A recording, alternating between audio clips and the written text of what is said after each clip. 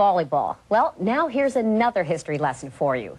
The first patent for a writing machine was issued in the reign of Queen Anne in 1714.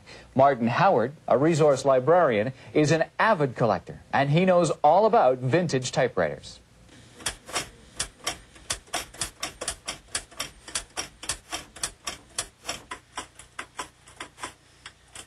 You're a collector of typewriters. You've met one.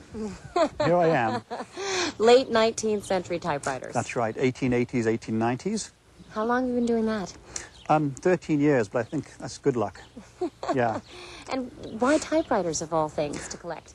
Well, I actually wasn't sure what mechanical thing to collect. I had come across a wonderful old piece of telegraphic equipment called an omnograph, which is makes a Morse code sound, and it's for learning Morse code.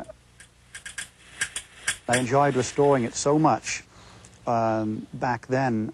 This was 15 years ago, that I thought I'd collect telegraphic equipment, but it was too hard to find, and I, after feeling a bit disappointed about that, I set my sights on finding my new or what mechanical object I would collect. I'd been looking hard for 2 years to find my collectible.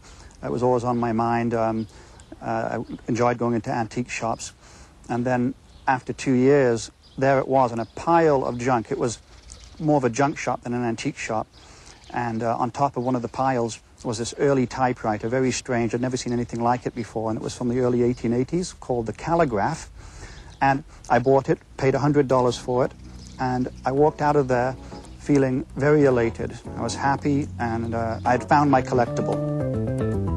I'm collecting the first ones that came out in the global market in the 1880s, 1890s. It was the Wild West of typewriters, and you wouldn't believe some of the strange models that came out then, and it's the unusual ones that captivate my interest.